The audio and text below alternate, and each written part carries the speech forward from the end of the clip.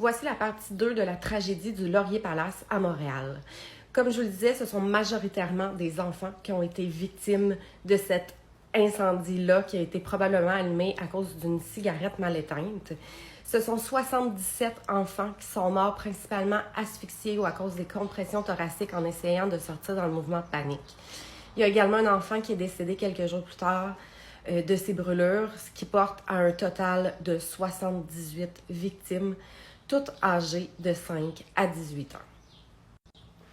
L'image que vous voyez ici, c'est lorsqu'il y a eu des funérailles. Il y a eu 39 des victimes qui ont reçu leurs funérailles en même temps.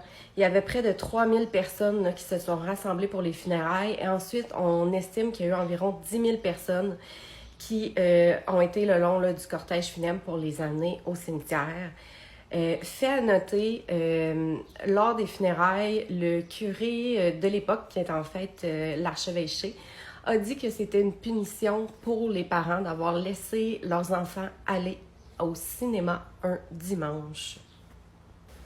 La tragédie du Laurier Palace a marqué énormément de gens. Figurez-vous que juste de l'autre côté de la rue était une caserne de pompiers, à l'époque la caserne du poste 13.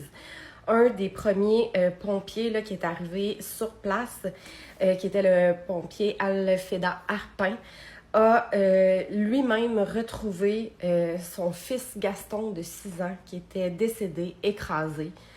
Il y a eu plein d'autres histoires comme ça. Il y a eu un constable également, le constable Boisseau, qui a retrouvé 3 de ses enfants décédés dans la tragédie. C'était âgés de 8, 11 et 12 ans. Il en a trouvé un directement sur place. Les 2 autres ont été identifiés à la morgue. La famille Quintal également a perdu 3 de ses enfants. Donc, ça a énormément affecté les familles qui étaient surtout dans ce quartier-là d'Hochelaga, Maisonneuve, où était situé le Laurier Palace à l'époque. Les propriétaires du Laurier Palace, les frères Lowen, ont été poursuivis pour négligence criminelle, mais ont été déclarés non criminellement responsables, que c'était vraiment plusieurs choses là, qui avaient porté là, cet incendie à naître et le fait que les enfants n'ont pas pu être évacués de façon sécuritaire. Cependant, comme vous en doutez, beaucoup de parents ont porté plainte au civil contre ces 2 frères propriétaires du cinéma de l'époque.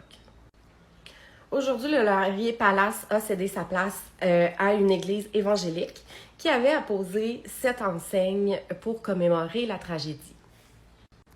Vous vous rappelez que je vous ai dit qu'on dirait que cette tragédie-là n'est pas vraiment passée à l'histoire et pas restée en mémoire des gens? Bien ça, c'est ce qui reste de la plaque aujourd'hui qui n'a même pas été entretenue.